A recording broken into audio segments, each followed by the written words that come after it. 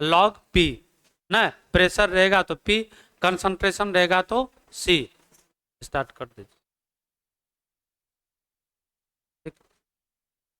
ठीक है, इसको इस प्रकार से कहते हैं। इसी तरह से आपको बताए थे जो हेट्रोजीनियस कैटालिसिस है, हेट्रोजीनियस कैटालिसिस है, इसके बारे में बात किए थे कि जब सॉलिड कैटलिस्ट है तो इस पर हम लोग सबसे पहले देखते हैं होता है क्या चीज होता है, डिफ्यूजन। डिफ्यूजन मतलब विसरण। तब फिर क्या होता है, अवशोषण, अधिशोषण।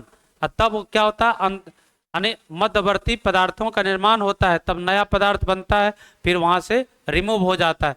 फिर बताए थे एक्टिविटी, फिर बताए थे सेलेक्टिविटी, फिर बताए थे सेफ सेलेक्टिव कैटलिस्ट बताए थे। तो ये इंपॉर्टेंट था सेफ सेलेक्टिव कैटलिस्ट, जहां पर हम लोग पढ़े थे क्या, तो कैटलिक अभिक्रिया अभिकारक के अभिकारक एवं उत्पाद के आकार पर तथा उत्प्रेरक के रंध्र संरचना पर निर्भर करता है।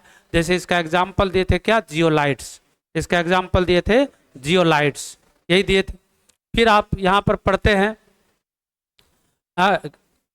एंजाइम, एंजाइम के बारे में बताए थे। तो ग्लूकोज को तोड़ने वाले एंजाइम का नाम क्या है, ग्लूकोज को तोड़ने वाले एंजाइम जाइमेज, यूरिया को तोड़ने वाले माल्टोज को तोड़ने वाले माल्टेज, स्टार्च को तोड़ने वाले डायस्टेज, स्टार्च को तोड़ने वाले डायस्टेज। इसी तरह से पढ़े थे प्रोटीन को तोड़ने वाले ट्रिप्सिन या पेप्सिन भी होता है, ट्रिप्सिन या पेप्सिन। दूध से दही बनाते हैं क्या चीज से, लैक्टोबैसिली ना, लैक्टोबैसिली के द्वारा। तो ये सब बस शुगर को तोड़ने वाले एंजाइम का नाम था, क्या था, है ना, इन्वर्टेज, इन्वर्टेज। इस तरह की बातें पढ़े थे। फिर आपको जो इसका उपयोग बताए थे, फिर बताए थे कोलाइडल सॉल्यूशन। कोलाइडल सॉल्यूशन में हम लोग पढ़ रहे थे, तीन तरह के टाइप्स को पढ़े थे, और फिर आपको बताना स्टार्ट किए थे क्या चीज, तो प्रिपरेशन ऑफ कोलाइडल सॉल्व, जिसमें 2 पॉइंट आपको बताए। एक था क्या चीज, एक था देख केमिकल मेथड, और दूसरा था bridge arcs method, bridge arcs method, या इसी कहते हैं इलेक्ट्रिकल डिसइंटीग्रेशन, इलेक्ट्रिकल डिसइंटीग्रेशन। आज जो हम लोग पढ़ेंगे तो क्या पढ़ेंगे इसी में, पेप्टाइजेशन। तो हेडलाइन करो पेप्टाइजेशन, तीसरा नंबर में peptization, peptization.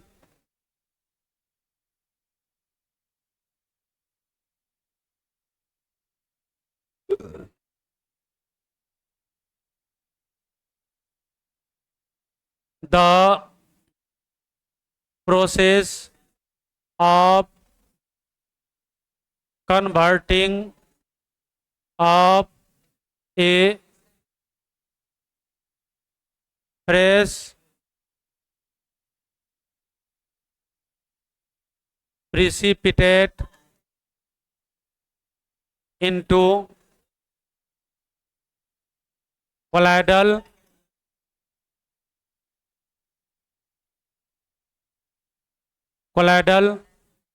particle by adding of an electrolyte is called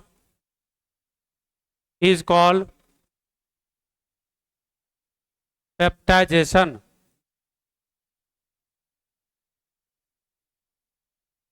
peptidation. And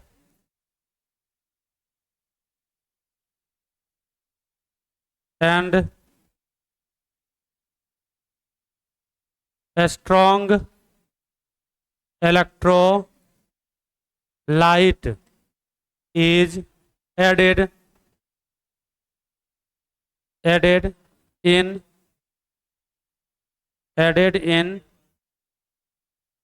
this process is called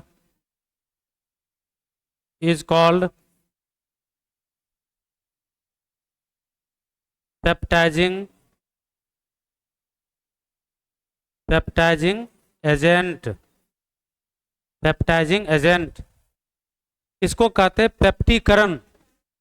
ठीक है, इसको क्या कहते हैं? पेप्टीकरण, हिंदी में कहते हैं पेप्टीकरण। हिंदी में क्या कहते हैं? पेप्टीकरण। अरे स्कंदन नहीं कहते, पेप्टीकरण को स्कंदन कहते हैं। स्कंदन भी कहते होंगे, लेकिन पेप्टीकरण हिंदी है बुक।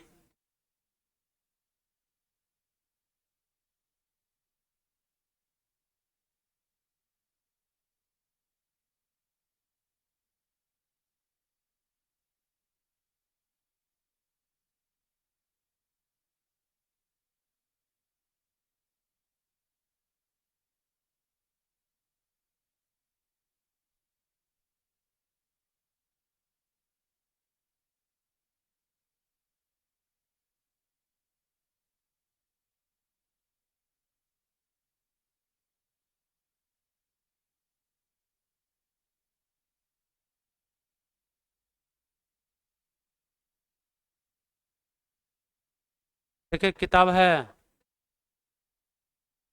किताब किताब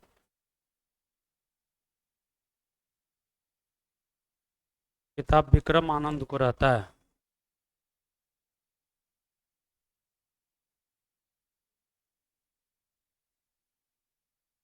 हाँ, तीसरा विधि।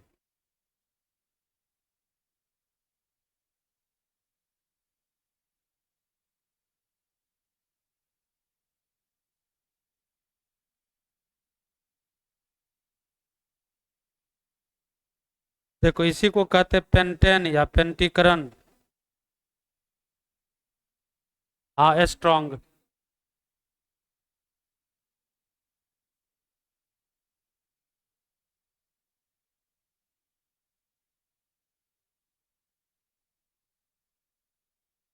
बोले इसका हिंदी।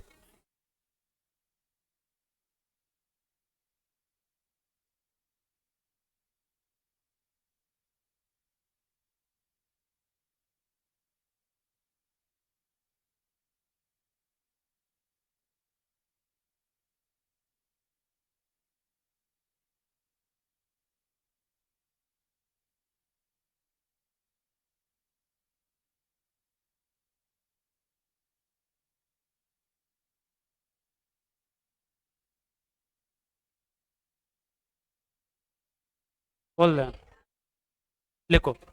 वैसा प्रक्रम, रुके,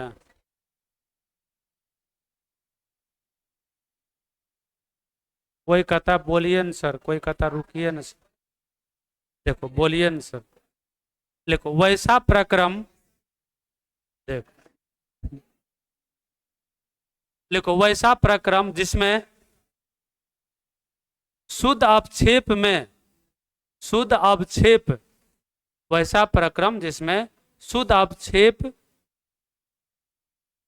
में विद्युत अपघटय, विद्युत अपघटय, विद्युत अपघटय जोड़ने पर, विद्युत अपघटय जोड़ने पर, विद्युत अपघटय जोड़ने पर कोलाइडल, कोलाइडल कणों में, कोलाइडल कणों में परिवर्तित, कोलाइडल कणों में परिवर्तित हो जाता है, कोलाइडल कणों में परिवर्तित हो जाता है, तो उसे पेप्टीकरण, तो उसे पेप्टीकरण, पेप्टीकरण या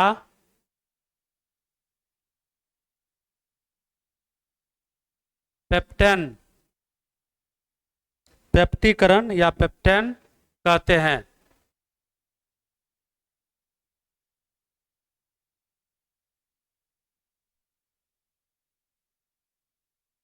पेप्टीकरण या पेप्टेन कहते हैं।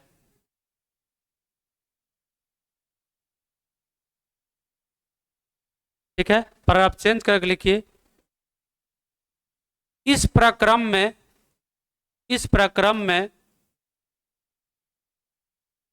जोड़े गए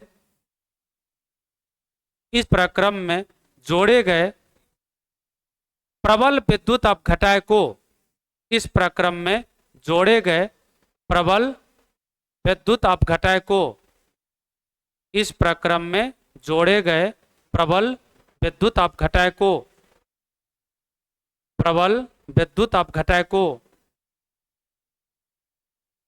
पेप्टिकर्मक पेप्टिकर्मक पेप्टिकर्मक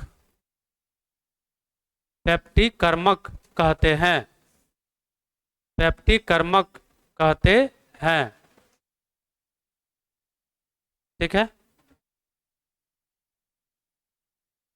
इसको भी देखो, इसको भी इंपॉर्टेंट कर लेना। ठीक है, अभी तक जितना पढ़े तो उसमें आपका 3 गो पढ़े थे। एक पढ़े थे भौतिक और रासायनिक अधिशोषण में क्या अंतर है, दूसरा पढ़े थे अवशोषण और क्या चीज अधिशोषण, ये दोनों में क्या अंतर है, 2 क्वेश्चन हो गया। और तीसरा सेफ सेलेक्टिव कैटलिस्ट बताए थे। ठीक है, ये आपका इंपॉर्टेंट है सब्जेक्टिव के लिए, लेकिन ऑब्जेक्टिव के लिए जो आप पढ़े तो क्या पढ़े, जितना भी कैटालिसिस बताए थे तो किसको कौन एंजाइम तोड़ता है उसको जरूर याद रखना है। हाँ, अरे बोले एब्जॉर्शन और एडजॉर्शन ये दोनों में अंतर, अधिशोषण अवशोषण में अंतर, भौतिक और रासायनिक अधिशोषण में अंतर, भौतिक और रासायनिक अधिशोषण में अंतर। तीसरा सेफ सेलेक्टिव कैटलिस्ट। ठीक है, ये आपका सब्जेक्टिव टाइप क्वेश्चन हो गया, इतना को दिमाग में रखेंगे। लेकिन ऑब्जेक्टिव के लिए आपका जितना भी कैटालिसिस आप पढ़े हैं वो कैटालिसिस में जो एंजाइम का उपयोग किया गया है उस एंजाइम के नाम को याद रखना है। अब देखो तुम लोग को इतना सारा चीज पूछे भी है, बताए भी हैं। अब बताओ कि मोलारिटी, अब मोलारिटी, नॉर्मलिटी, मोल फ्रैक्शन, ये सब का फॉर्मूला भी जब नहीं याद रहेगा तब गड़बड़ बात है कि नहीं है? हाँ, अरे किसी बच्चा से पूछा गया लेकिन जवाब नहीं दिया, उस बच्चे पर छी है कि जवाब नहीं दिए। सोच, इतना छोटा छोटा बात नहीं याद रहेगा, चैप्टर का एग्जाम होने वाला है। अब ऐसा नहीं होगा, अगर रेगुलर रहना है और दूसरा पढ़ के आइए, आप एक ही चैप्टर एक दिन में पढ़ के आइए। कभी ऐसा होगा खाली पूछे ताछ करेंगे, पढ़ाएंगे कम पूछेंगे ज्यादा, है ना, समझ गए? इसलिए थोड़ा पढ़ के आइए। ठीक, जैसे इसमें याद करना है, याद करते जाइए तो कम से कम एक तरफ से श्योर होते जाइएगा। ठीक है, ये सब क्या है, एक बार पढ़ लिए तो दिमाग में आते जाएगा। देखो ये पढ़े हम लोग क्या चीज, तो कोलाइडल पदार्थ को कैसे बनाते हैं इसके बारे में बात हुआ। कोलाइडल पदार्थ को कैसे बनाते हैं इसके बारे में हम लोग बात किए। अब बात कर रहे हैं कि कोलाइडल पदार्थ को शुद्ध कैसे करेंगे, तो प्यूरिफिकेशन ऑफ कोलाइडल सॉल्ट, यानी कोलाइडल पदार्थ को शुद्ध कैसे करेंगे। यहाँ पे लिखते हैं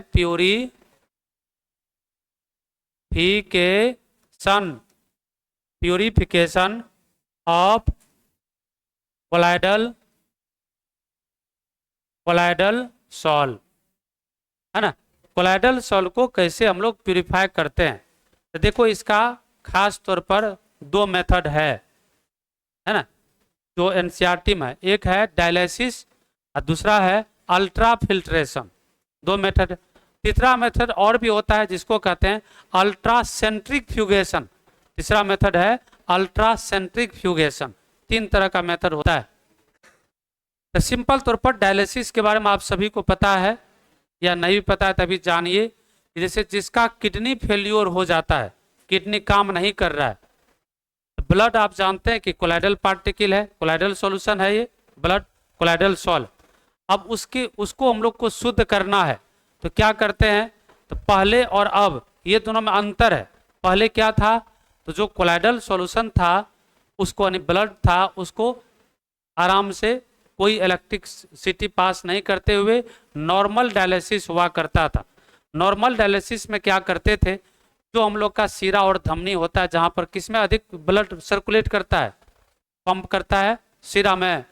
तो सीरा में क्या करते थे, है ना, उसमें जो रेगुलर उस तरह का पेशेंट है जिसमें कि इस तरह का डिजीज हो गया है, किडनी फेल्योर हो गया, तो उसके उस वेन में जहां से अधिक ब्लड पंप कर रहा है उसमें सेट किया जाता था फिस्टुला, उसको कहते फिस्टुला, नहीं उसको सेट किया गया, एक रबड़ पाइप उसमें सेट कर दिया गया, नॉट वाल्व लगा दिया गया और उसको छोड़ देता था 15-20 दिन तक। एंटीबायोटिक खाया तो खाने के बाद उसका जो फिस्टुला है पूरा तरह से उसमें चमड़ा जो है आपका जम गया, बंद हो चुका, अब उसी तरह से सेट हो गया।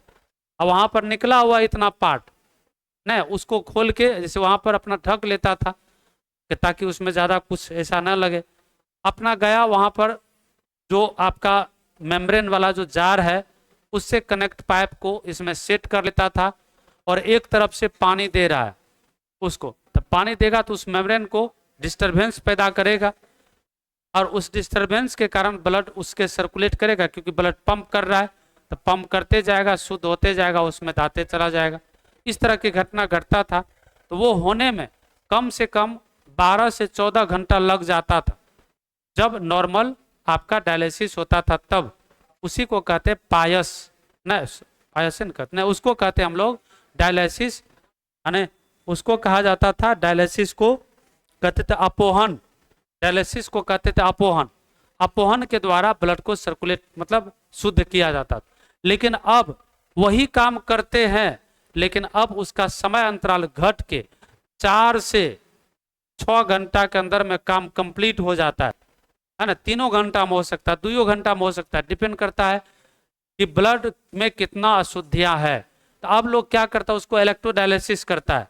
अब सारा सेटअप लगा हुआ रहता है हर एक बेड के पास, सिर्फ उसमें ऐड करना है तो वाटर जो आपको वहां पर जाएगा उसमें प्योरीफाई करने के लिए, स्विच को ऑन किया, उसको लगा लेता था और लगाने के बाद अपना लेट गया, 2 घंटा तक रहा, फिर ब्लड प्योरीफाई हो गया, फिर वहां पर घर चला गया।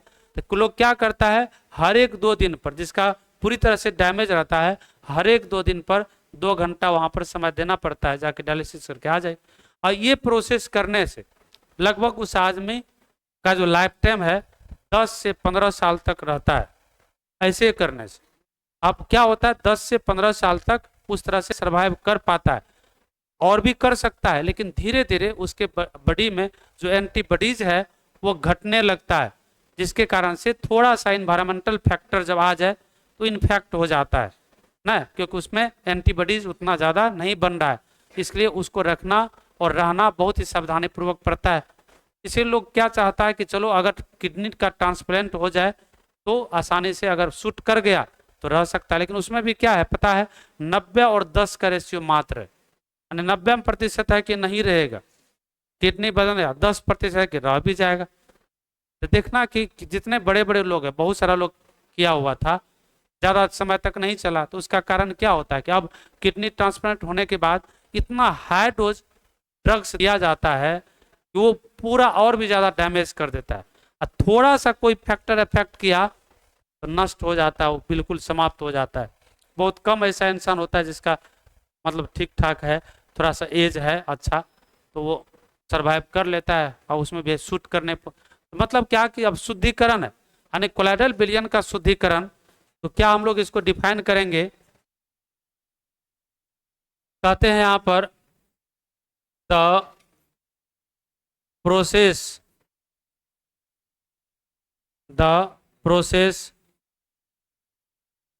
Process of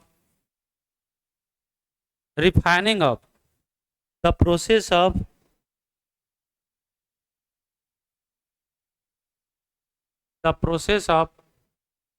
removing of impurities from the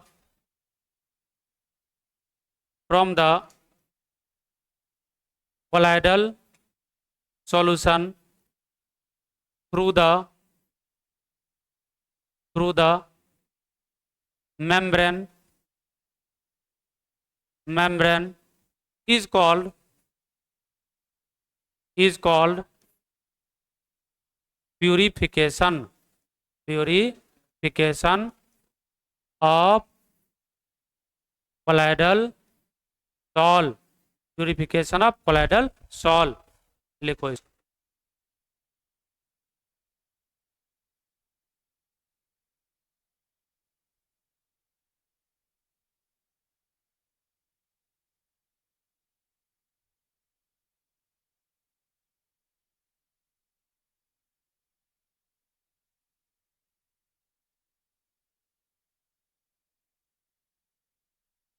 अब जो है जितना चीज हम लोग पढ़ेंगे, जैसे डायलिसिस पढ़ेंगे या प्रॉपर्टी में पढ़ेंगे, वो सारे के सारे छोटा छोटा क्वेश्चन है जो कई बार पूछा है। इमल्सन पढ़ेंगे तो पूछा हुआ क्वेश्चन है, बहुत बार पूछा है इमल्सन, ब्रोमियन मूवमेंट, ठीक है।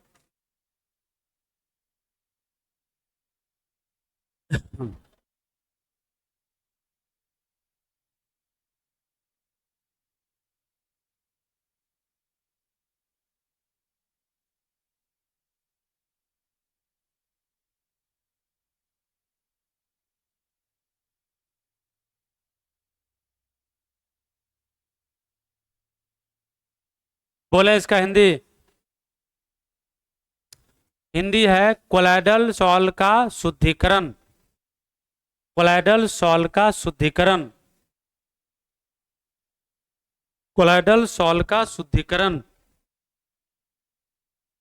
उसी को सॉल कहते हैं। देखो जनरली कोलाइडल जो होता है ना दवाई, उसको हमेशा सॉले कहते हैं। जैसे बताए थे आपको अल्कासॉल या बेंजोसॉल या सल्फोसॉल या गोल्ड सॉल या सिल्वर सॉल, एंटीमनी सॉल, ये सब क्या है तो मेडिसिन है या कोई क्रीम का नाम है, ठीक है, वही मेडिसिन के रूप में क्रीम का नाम है। क्या लिखे है ना, कोलाइडल सॉल का शुद्धिकरण, इसमें लिखो वैसा प्रक्रम, वैसा प्रक्रम, वैसा प्रक्रम जिसमें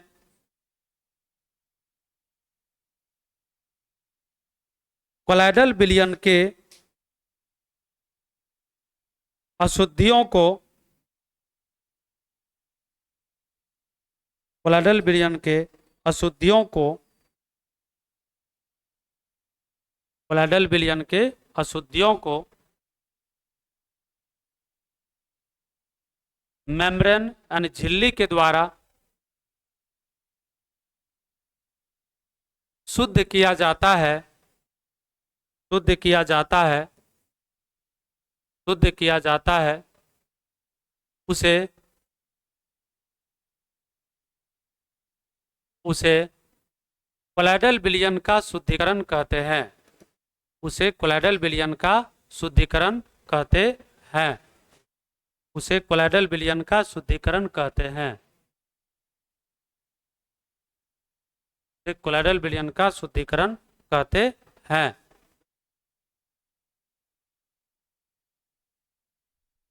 अभी वो नहीं आया नंबर 1 में, हाँ एनिमल मेम्ब्रेन होगा, ठीक है। देखो देखो इसका टाइप्स है, 1 नंबर में क्या कहते हैं, डायलाइसिस, डायलाइसिस को कहते हैं अपोहन, अपोहन, डायलिसिस को कहते हैं अपोहन। देखो इसमें सबसे पहला काम जो हम लोग करते हैं, यहां पर एक कंटेनर लिए,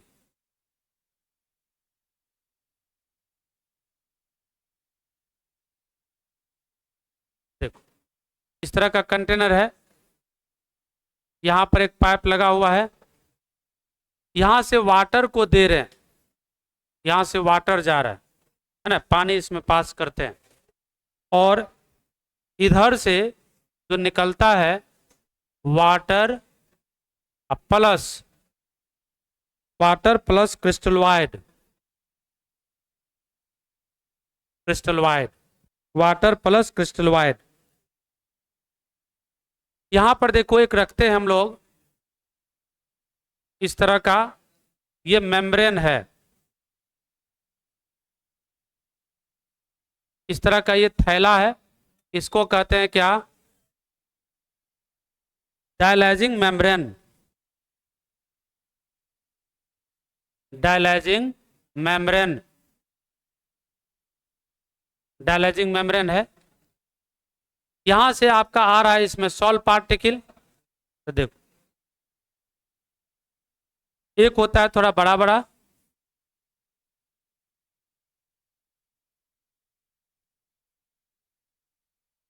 इस तरह से है, एक होता है छोटा,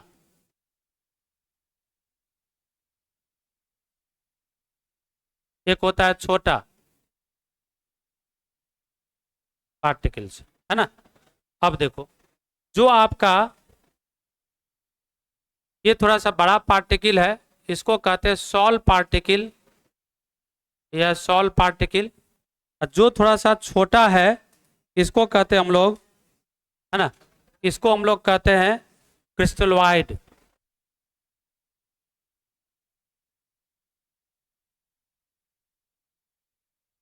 क्रिस्टलॉइड। ये देखो इस प्रकार से है। यहां पर हम लोग क्या करते हैं, तो वाटर को इसमें दे रहे हैं, वाटर है, इसमें वाटर है, तरह से देखो इसी को जो आपका थैला है, इस थैला को यहाँ पर जो है ये यहाँ पर बना हुआ रहता है इस तरह से, इसको हम लोग सेट करते हैं जो भेन से, है ना, भेन को कनेक्ट किए हैं किससे, पिस्टुला से, उसको यहाँ पर सेट कर देते हैं, तो वो ब्लड पंप करता है, यहाँ से पानी जाएगा, उसमें भी यहाँ पर जो पानी डालती है नॉर्मल पानी नहीं है, ये डिस्टिल्ड वाटर होता है जो खरीदना पड़ता है, ये खरीद के इसमें कनेक्ट करते हैं। अब फिर यहाँ से पास होगा, जितना अशुद्धियाँ है वो क्या होगा, इसके थ्रू बाहर निकलेगा पानी के द्वारा, है ना, पानी प्लस क्रिस्टलॉइड के द्वारा, जो शुद्ध रहेगा इसमें बचा रह जाएगा। इस तरह इस प्रोसेस को कहते हैं क्या, डायलिसिस, सिंपल डायलिसिस है, यानी यहाँ पर इलेक्ट्रोडायलिसिस नहीं है। लेकिन यही प्रोसेस को क्या किया, धीरे धीरे समय बढ़ा तो तकनीक डेवलप हुआ, तो यहाँ पर इलेक्ट्रिक फील्ड अप्लाई कर देते हैं, एक तरफ कैथोड और दूसरा तरफ एनोड लगा दी, और जैसे कैथोड नोड लगाते हैं इलेक्ट्रिक फील्ड अप्लाई होगा, तो अप्लाई होने के बाद अब ये जो प्रोसेस होता है उसको फास्ट करता है वही चीज, लेकिन प्रोसेस को ये फास्ट करता है, कहाँ स्लो था तो ये हो जाता है fast.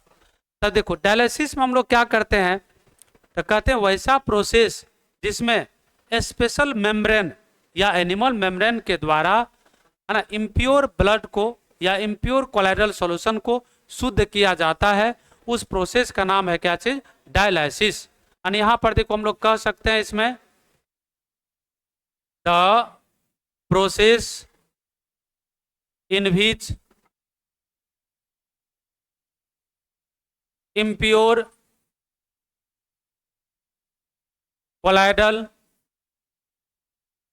solution and impure colloidal salt is purified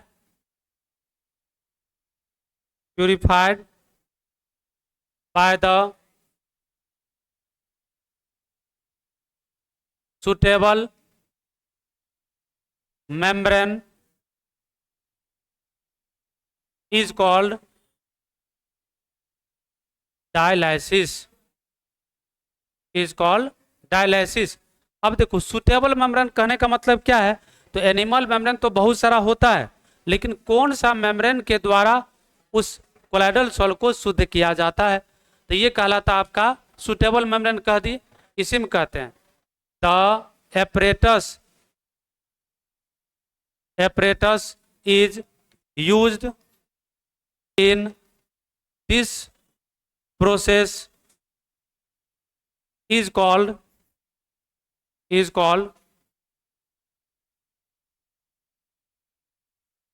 dialyser, is called dialyser. जो एपरेटस को इसमें यूज किया जाता है उस एपरेटस का नाम क्या है, डायलाइजर। और ये क्या होता है, इट इज स्लो प्रोसेस, ये जो होता है एक स्लो प्रोसेस, बहुत धीमी गति से होता है, इसलिए एक बार डायलिसिस कराने के बाद आदमी इतना ज्यादा थक जाता था, बेहोश हो जाता था, फिर उसको होश में लाइए, उसको इलेक्ट्रल पाउडर पिलाइए या जो भी है उसको पानी चढ़ाइए, इस तरह का काम हो जाता था। तो इसी कारण से क्या होता है कि उस समय में इस तरह के डिजीज वाले लोग जल्दी सरवाइव नहीं करते थे, न रहते थे, न जी पाते थे। जिसको पता चल जाता था किडनी का पेशेंट है, तो जनरली वो काम करवे नहीं करता था, आराम से चलो जब तक जीवित है खाने पीने पर सुरक्षित किया, दवाई के भरोसे जब तक चला चला।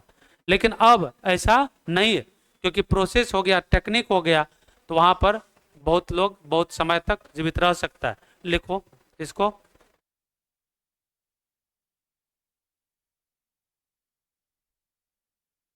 पहले लिखो ना,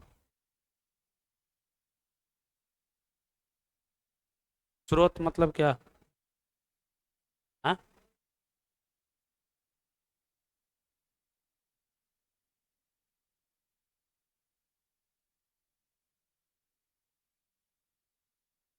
सरवाइव सरवाइव मतलब इस तरह के डिजीज वाले लोग नहीं रह पाते थे, खत्म हो जाते थे। हम्म, बोले इसका लैंग्वेज इन हिंदी।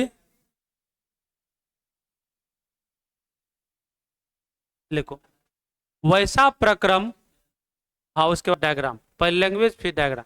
लिखो, वैसा प्रक्रम जिसमें उपयुक्त उपयुक्त झिल्ली के द्वारा, जिसमें उपयुक्त झिल्ली के द्वारा, उपयुक्त झिल्ली के द्वारा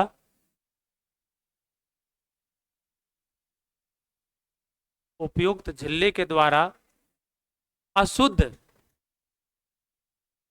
कोलाइडल विलयन को, अशुद्ध कोलाइडल विलयन को, उपयुक्त झिल्ली के द्वारा अशुद्ध कोलाइडल विलयन को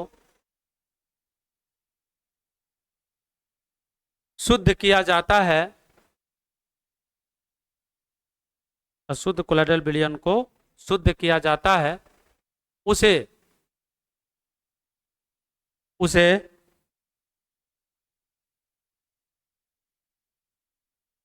उसे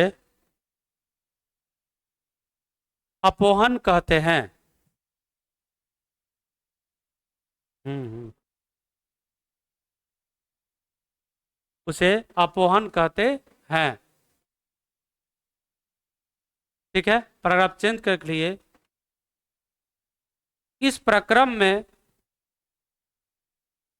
उपयोग होने वाले, इस प्रक्रम में उपयोग होने वाले,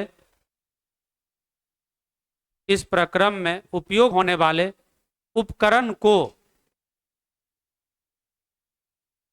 इस उप प्रक्रम में उपयोग होने वाले उपकरण को अपोहक, अपोहक अपोहक कहते हैं। अपोहक अपोहक कहते हैं। उपयोग होने वाले उपकरण को क्या कहते हैं? अपोहक कहते हैं।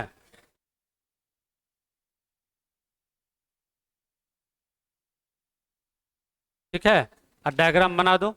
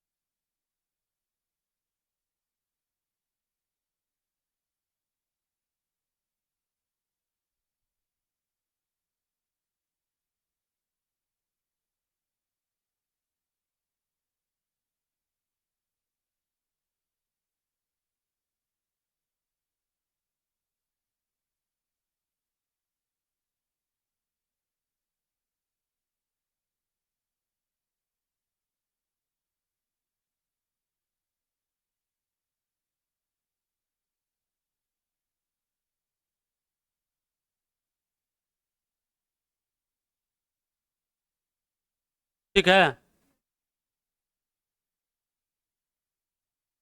अब देखो जहां कहीं भी केमिस्ट्री है, अगर मान लो क्वेश्चन पूछता है तो जहां अभिक्रिया की बात होगी तो अभिक्रिया जरूर लिखना है, जहां पर डायग्राम की बात होगी तो डायग्राम जरूर लिखना है।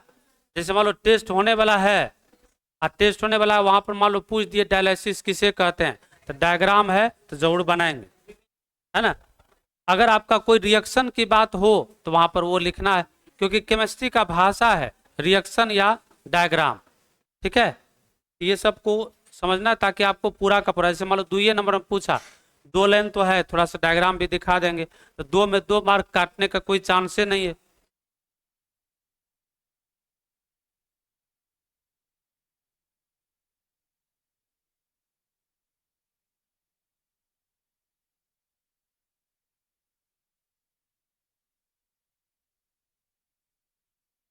इस संडे को तो फिजिक्स का टेस्ट है, अगला संडे को केमिस्ट्री का टेस्ट है ना। सच में अगला संडे जय भी तारीख हो उस दिन टेस्ट हो जाएगा। हाँ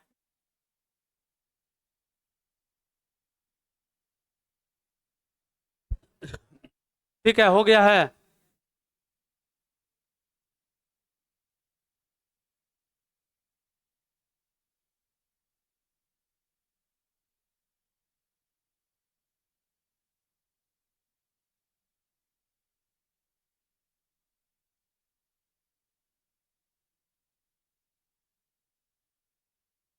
देखो इलेक्ट्रो डायलिसिस, इलेक्ट्रो डायलिसिस इसको क्या कहेंगे, विद्युत अपोहन, विद्युत अपोहन।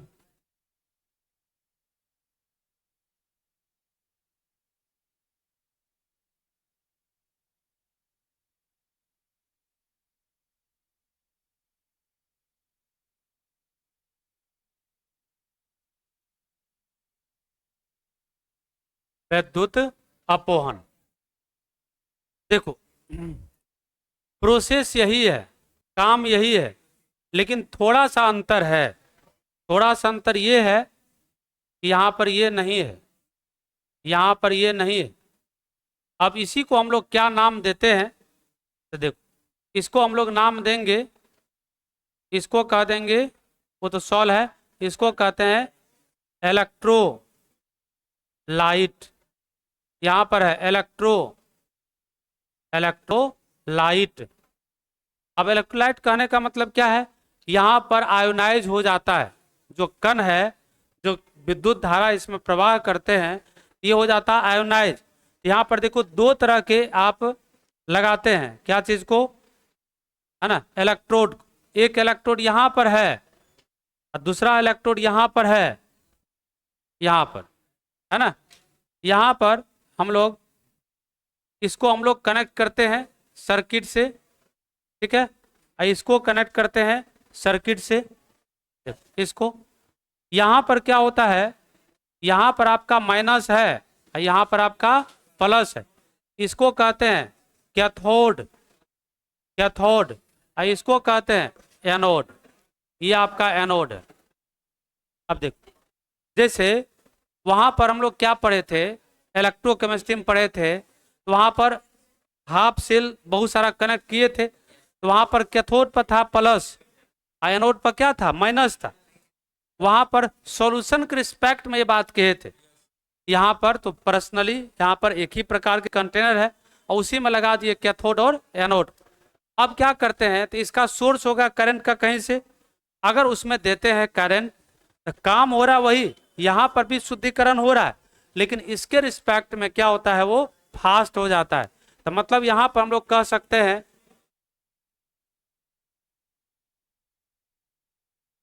हाँ हाँ, हो तो प्लस नहीं लिखे हैं, प्लस है।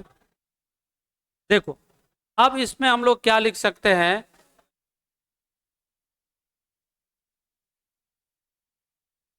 देखो क्या कहते हैं, the process in which impure colloidal solve is purified by the suitable membrane in the presence of, in the in the presence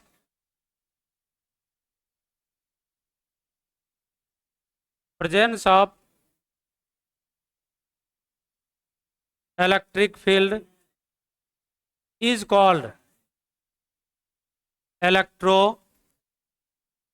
electrodialysis, is called electrodialysis. इसको क्या कहते हैं? इलेक्ट्रोडायलिसिस कहते हैं। यहां पर क्या कह देंगे? It is fast fast then dialysis, है ना। वो था आपका शो, ये क्या हो जाएगा? फास्ट हो जाएगा। फिर देखो अगर एक याद रहेगा दूसरा नहीं याद हो जाएगा। ये भी तो वही चीज है, खाली यहाँ पर एक चीज ऐड कर दिए, इलेक्ट्रिक फील्ड के उपस्थिति में। अब वो कैथोड एनोड जोड़े ना।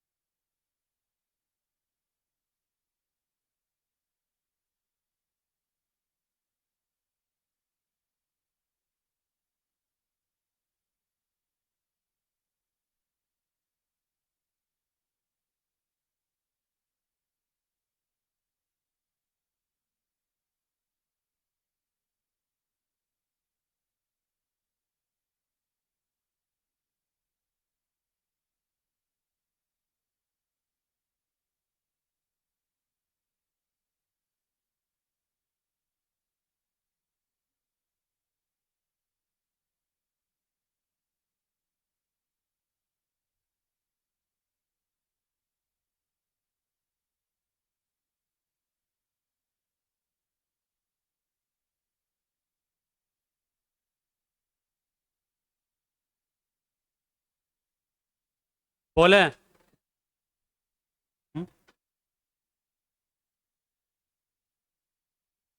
Colloidal solve.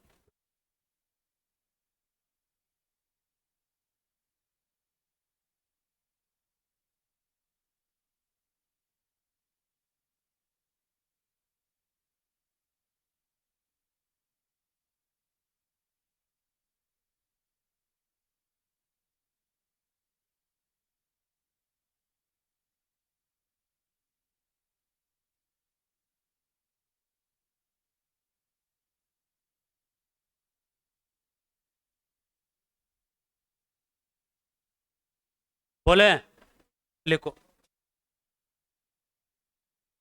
वैसा प्रक्रम जिसमें उपयुक्त झिल्ली के द्वारा उपयुक्त झिल्ली के द्वारा उपयुक्त झिल्ली के द्वारा विद्युतीय क्षेत्र के उपस्थिति में विद्युतीय क्षेत्र के उपस्थिति में विद्युतीय क्षेत्र के उपस्थिति में अशुद्ध कोलाइडल विलयन को अशुद्ध कोलाइडल विलयन को अशुद्ध कोलाइडल विलयन को अशुद्ध कोलाइडल विलयन को शुद्ध किया जाता है। अशुद्ध कोलाइडल विलयन को शुद्ध किया जाता है। उसे विद्युत अपोहन उसे विद्युत अपोहन कहते हैं। उसे विद्युत अपोहन कहते हैं।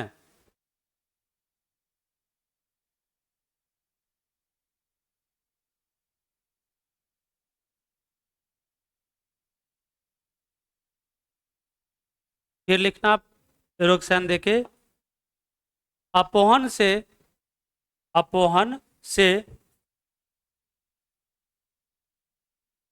विद्युत अपोहन तीव्र होता है। अपोहन से विद्युत अपोहन तीव्र होता है। अपोहन से विद्युत अपोहन तीव्र होता है।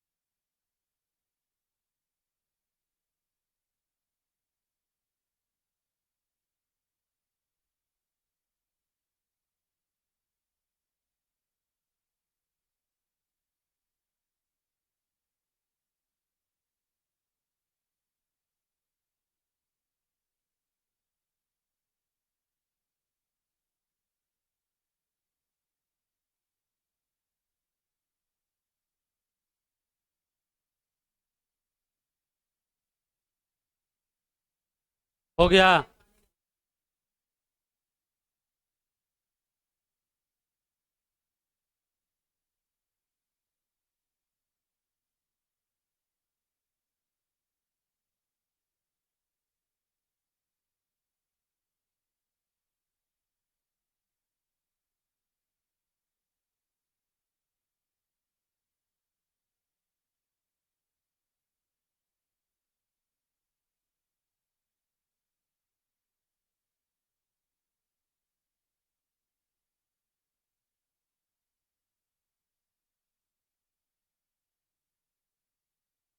ठीक है।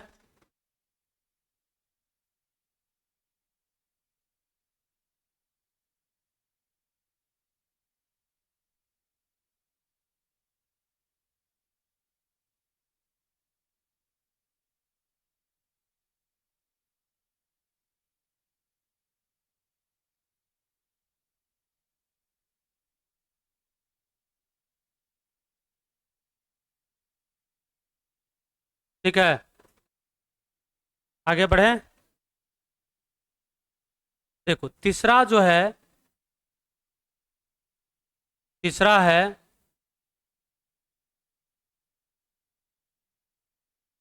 Ultra filtration. अल्ट्रा फिल्टरेशन, इसको कहते हैं अति सूक्ष्म निस्यंदन।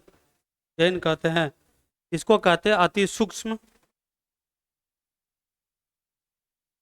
अति सूक्ष्म निस्यंदन। अति सूक्ष्म निस्यंदन।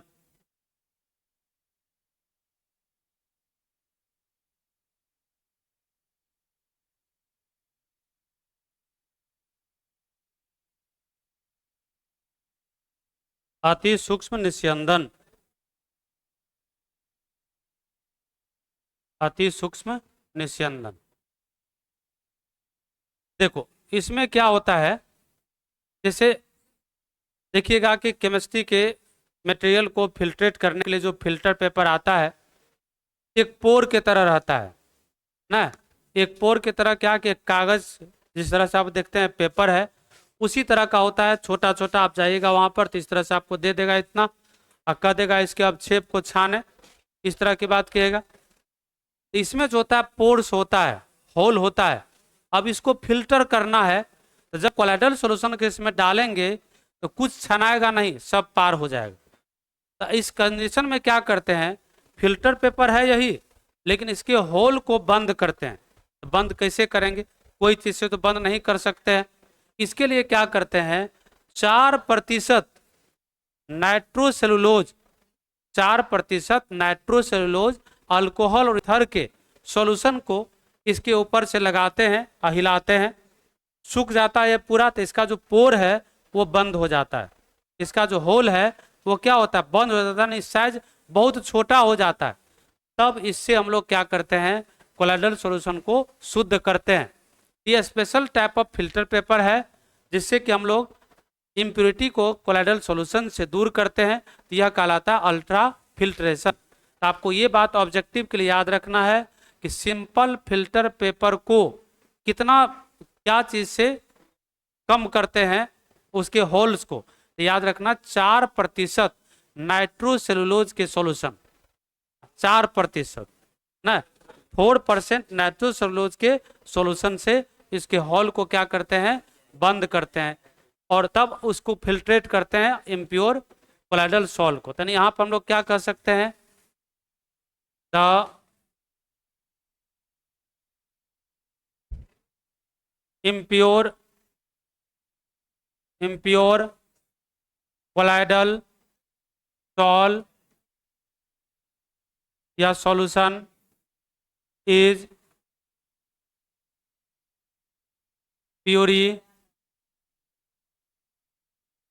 purified by the special types of filter paper, filter paper special type of filter paper is called ultra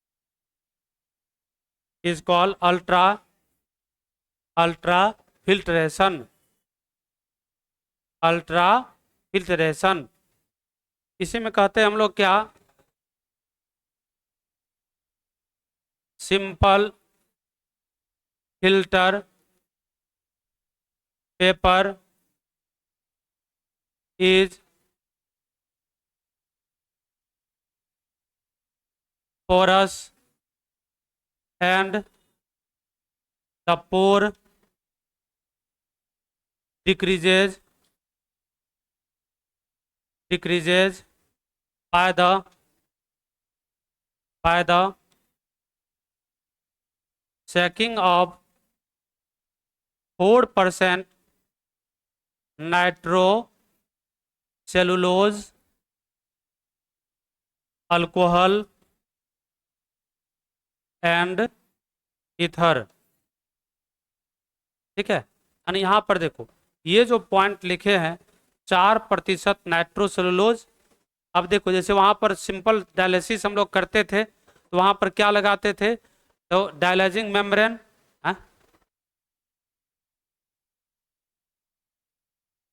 porous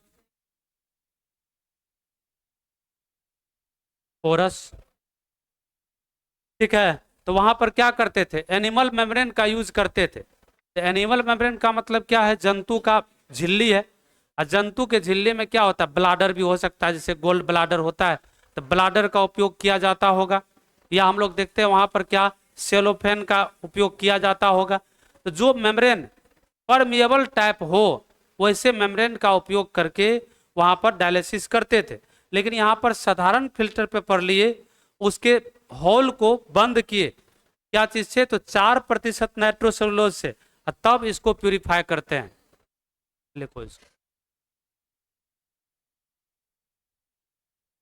इतना जमाने के तुम बाद आया है, नानी घर गया था। हाँ, decreases by the tacking up.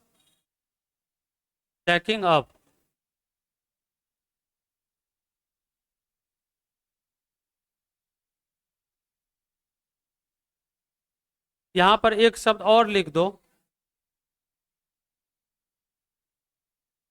Checking and added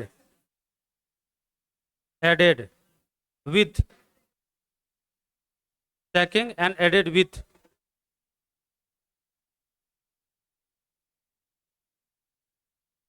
चलो लिखो इसका हिंदी में,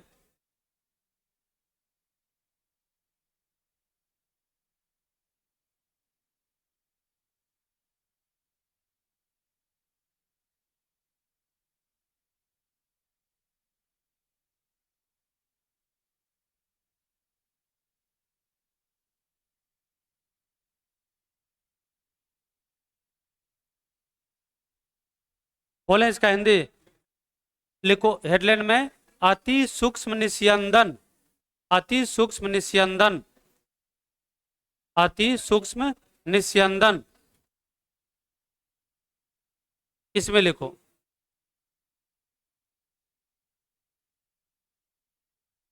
लिखो, जब अशुद्ध कोलाइडल विलयन को, जब अशुद्ध कोलाइडल विलयन को, देखो जब अशुद्ध कोलाइडल विलयन को, जब अशुद्ध कोलाइडल विलयन को, अशुद्ध कोलाइडल विलयन को विशेष प्रकार के छन्ना पत्र, विशेष प्रकार के छन्ना पत्र, जब अशुद्ध कोलाइडल विलयन को विशेष प्रकार के छन्ना पत्र, विशेष प्रकार के छन्ना पत्र से शुद्ध किया जाता है, विशेष प्रकार के छन्ना पत्र से शुद्ध किया जाता है, विशेष प्रकार के छन्ना पत्र से शुद्ध किया जाता है, तो उसे तो उसे अति सूक्ष्म निस्यंदन कहते हैं। तो उसे अति सूक्ष्म निस्यंदन कहते हैं। अति सूक्ष्म निस्यंदन कहते हैं।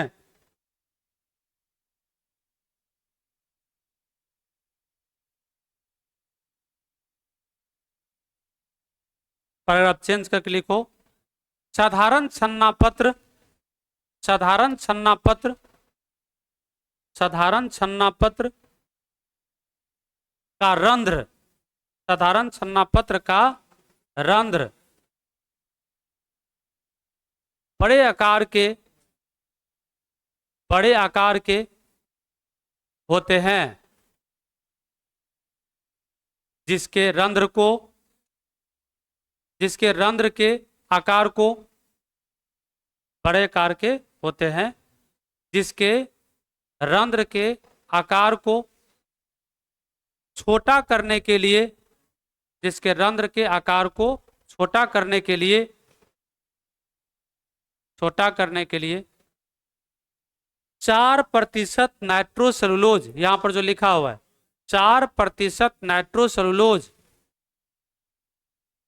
अल्कोहल एवं ईथर को, 4% नाइट्रोसेलुलोज अल्कोहल एवं ईथर को, अल्कोहल एवं ईथर को,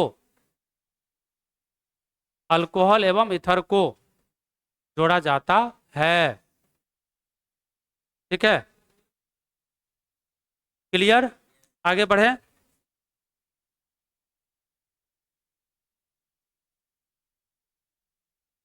देखो अगला है, ये था हम लोग का इसको बनाते कैसे।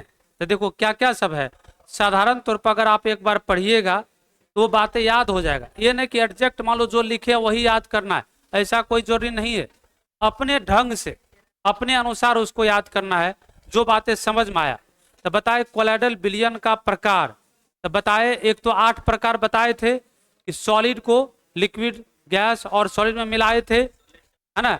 फिर आपको गैस को लिक्विड सॉलिड गैस में मिलाए, लिक्विड सॉलिड में मिलाए थे, और लिक्विड को सॉलिड लिक्विड गैस में मिलाए थे ना। तो उससे वहां पर 2 तरह के पॉइंट को दिमाग में रखेंगे, एक है एरोसॉल और दूसरा है सॉल ना। एरोसॉल और सॉल नहीं, तो एरोसॉल कब, जब गैस रहता डिस्पर्सन मीडियम ना, जब गैस था तो उसको कहते थे एरोसॉल। ठीक है, और जब लिक्विड है तो उसको क्या कहते हैं हम लोग, सॉल कहते हैं। और सॉल को हम लोग रिफाइन करेंगे तो आगे पढ़ेंगे उसका मतलब कि क्या चीज, इमल्सन के द्वारा, पायस के द्वारा, ये बातें हम लोग पढ़ेंगे। फिर ये तो पहला टाइप हो गया। दूसरा बताए लायोफिलिक, लायोफोबिक। तो लायोफिलिक में क्या था, जो वाटर को अट्रैक्ट या कोई लिक्विड को अट्रैक्ट करता हो उसको कहते हैं लायोफिलिक, और जो वाटर को रिपेल करता हो या लिक्विड को रिपेल करता हो उसको कहते हैं लायोफोबिक, है ना। फिर आपको इसी का बताए थे, दोनों में बीच में डिफरेंस बताए थे कि जो लायोफिलिक है ये रिवर्सेबल है, लायोफोबिक इरिवर्सेबल है। लायोफिलिक अस्थाई होता है, लायोफोबिक अस्थाई होता है। लायोफिलिक में कण कगुलेट नहीं करता है जल्दी, वहां पर कगुलेट जल्दी कर जाता है। ये दोनों में डिफरेंस आपको बताए थे। फिर बताए थे multi molecular colloidal, multi molecular बहुआण्विक कोलाइडल। उसमें क्या बताए कि जो आपका कोलाइडल है, छोटे छोटे अणु है, वो एग्रीगेट होके, जमा होके कोलाइडल रेंज में आ जाए तो उसको कहते हैं मल्टी मोलिकुलर कोलाइडल। फिर आपको बताए थे micro molecular, MACRO micro molecular, तो इसको कहते हैं बहुआण्विक, बहुत है ना बड़ा, हुई मतलब उस लार्ज कह देंगे जिसका मोलिकुलर मास क्या है, बहुत बड़ा है।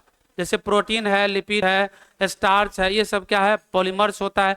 कार्बोहाइड्रेट का ये पॉलीमर्स है। ऐसे अणु जब छोटे छोटे अणु में टूटकर कोलाइडल रेंज में परिवर्तन हो जाए तब उसको हम लोग कहते हैं क्या चीज, तो हाँ माइक्रो मोलिकुलर कोलाइडल। और उसका भी जरूरत होता है। तो कब जरूरत होता है उसका, तो मेडिसिन के रूप में। देखिए किसी के बॉडी में प्रोटीन का कमी हो गया तो दवाई तो दे रहा है लोग, प्रोटीन का दवाई। तो इसका मतलब क्या, वो जो दवा है कोलाइडल है। अगर बहुत ज़्यादा मात्रा में आप प्रोटीन ले लेते हैं, जैसे प्रोटीन पाया जाता है फिश में, पाया जाता है और भी बहुत सारे चीज़ में पाया जाता है, क्या डायरेक्ट फिश को आप यूज कर सकते हैं तो क्या प्रोटीन मिल जाएगा? डाइजेस्ट ही नहीं होगा, क्योंकि हम लोग का जो पावर है, क्षमता है, उसके डाइजेशन का नहीं है। इसका मतलब वो डाइजेस्ट नहीं होगा, तो उसका एक रूप लाके तब हम लोग उसका काम करते हैं मेडिसिन के रूप में। इसी तरह से क्या आपको बताए थे, एसोसिएटेड कोलाइडल या उसी को कहते हैं मिसेल। देखो अभी अब जितना भी तरह का क्लास है, संडे हो या मंडे हो, है ना, रोज खाए अंडे, इस तरह से करते, तो हर एक दिन चाहे संडे को भी क्लास हो तो आप क्लास कीजिए, ठीक है, क्लास कीजिए, क्योंकि चैप्टर आपका चल रहा है। पिछले जो संडे क्लास हुआ तो उसमें कितने सारे बात हम लोग पढ़े थे, और ये चैप्टर अब समाप्त होने वाला है।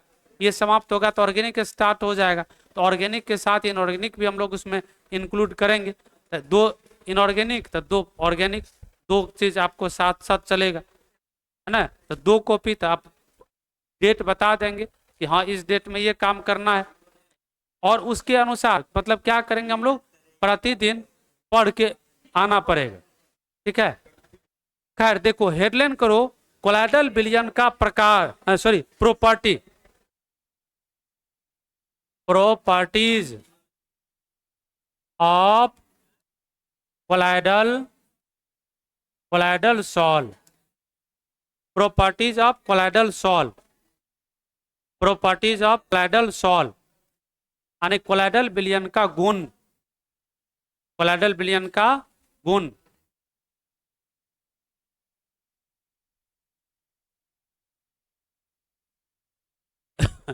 तुम तो 11th क्लास में है ना, तब 11th में ऑर्गेनिक केमिस्ट्री बनाए थे तो उसमें बना लेना।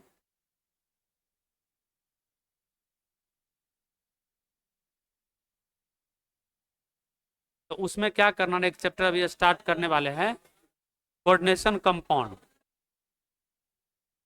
ऑर्गेनिक का वो था, ऑर्गेनिक तब नया कॉपी बना लेना।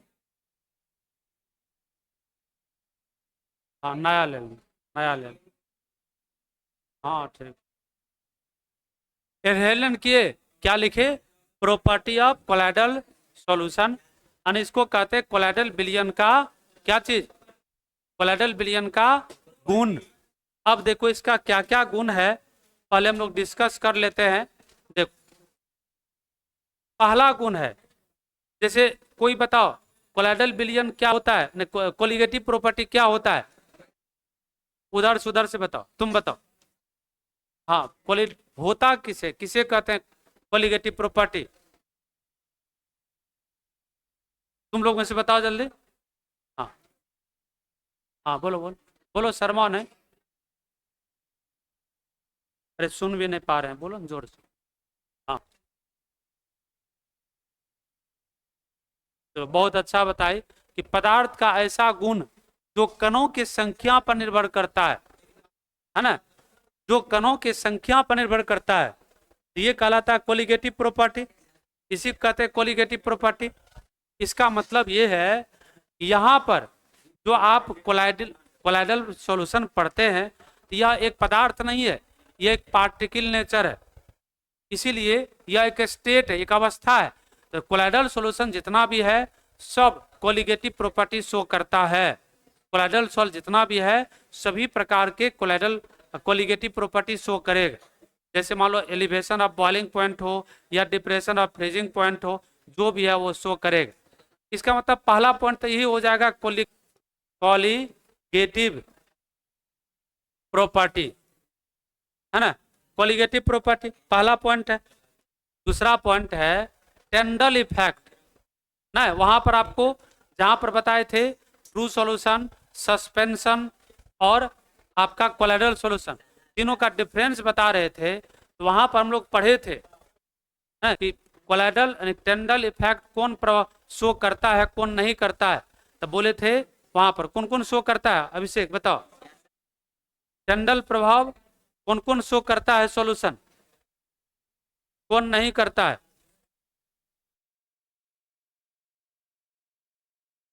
कौन कौन करता है। अरे अब देखो हम लोग क्या पढ़े थे कि जो ट्रू सॉल्यूशन है ये कोलाइडल नहीं शो करता टेंडल इफेक्ट ना, लेकिन मार्क रहा है ना, स्मेलिंग लो अच्छा से फील करो, क्या? हाँ, लिखो, हेडलाइन करो तो।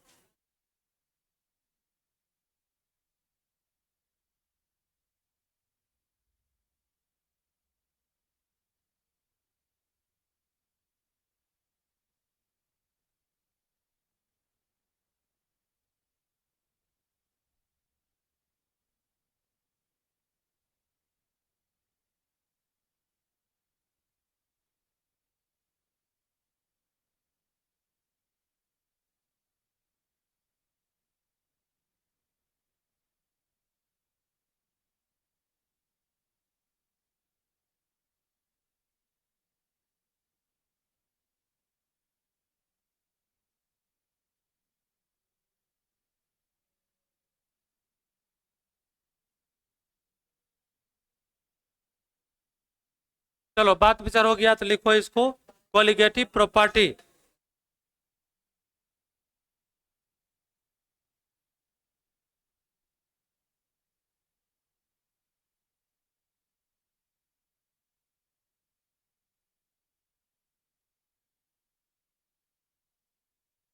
यहां पर बोले थे कोलाइडल विलयन का गुण, कोलाइडल विलयन का गुण,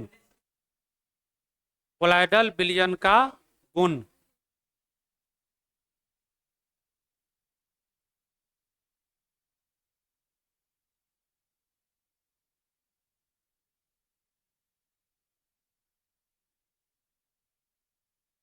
कोलाइडल विलयन का गुण।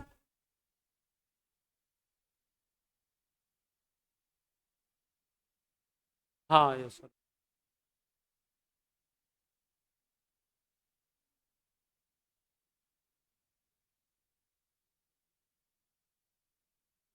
बोले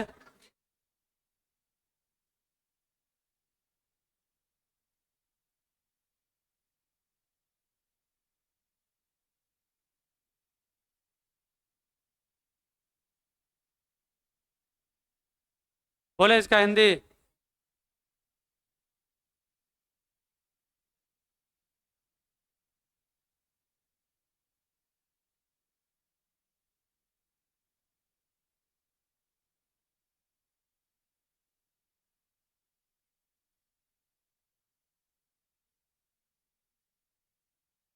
लिखो, सभी कोलाइडल, यहां पर इसका हिंदी क्या है? अनुसंख्यक गुण। ना, इसको क्या कह देंगे? अनुसंख्यक, संख्यक गुण। अधर्म भी लिखा हुआ था, गुणे तो सिर्फ लिखो, अनुसंख्यक गुण लिखो। सभी कोलाइडल विलयन, सभी कोलाइडल विलयन, सभी कोलाइडल विलयन अनुसंख्यक गुण, अनुसंख्यक गुण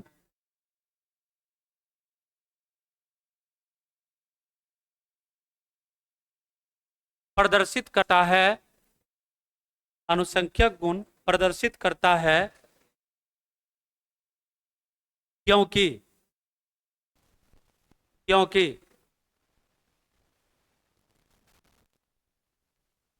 क्योंकि दोनों कणों की संख्या, दोनों कणों की संख्या, दोनों कणों की संख्या पर निर्भर करता है, कणों की संख्या पर निर्भर करता है। ठीक है, दोनों किस पर निर्भर करता है? कणों की संख्या पर निर्भर करता है, इसलिए क्या करता है? शो करता है कोलिगेटिव प्रॉपर्टी। क्लियर है? अगला देखो, दूसरा टाइप, इसका दूसरा जो प्रॉपर्टी है ये होता है कलर, रंग। तो मतलब जितना भी colligative property solution, sorry, colloidal solution है, ये सब का कलर शो करता है। तो कलर किन किन बातों पर निर्भर करता है, यहाँ पर देखो, इसके बारे में बात कर ले हम लोग।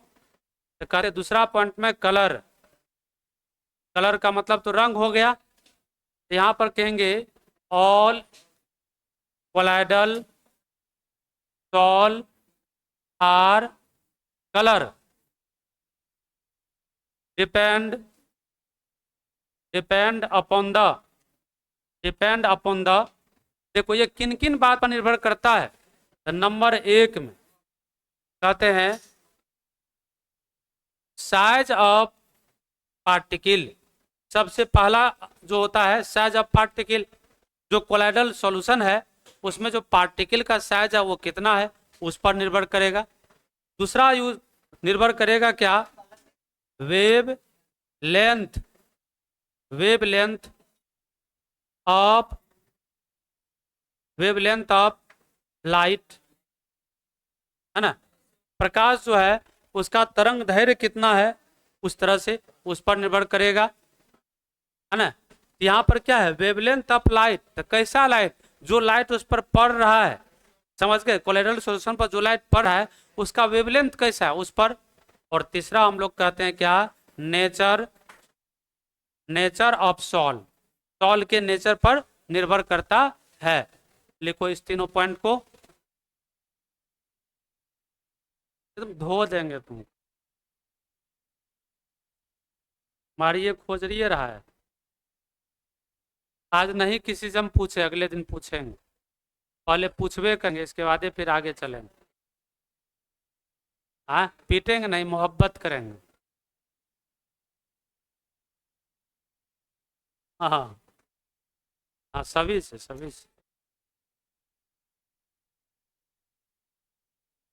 इसका हिंदी बोले,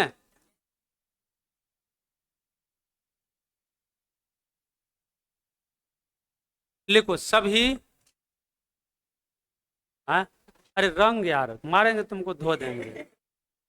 अब इसको कलर का भी हिंदी बताओ, नहीं पता। लिखो सभी कोलाइडल सॉल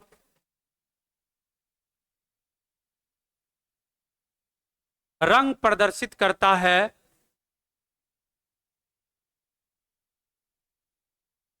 रंग प्रदर्शित करता है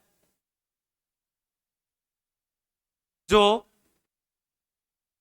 जो जो नंबर 1 में लिखना, कणों के आकार, नंबर 1 में कणों के आकार,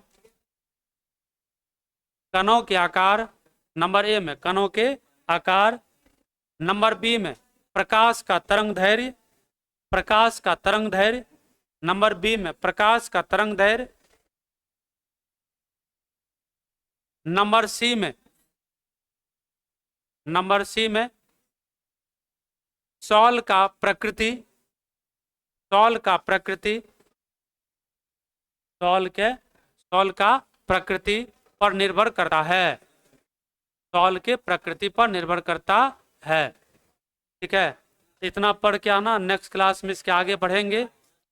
आराम से निकलना, धीरे धीरे पीछे से। लो किताब बुक लो।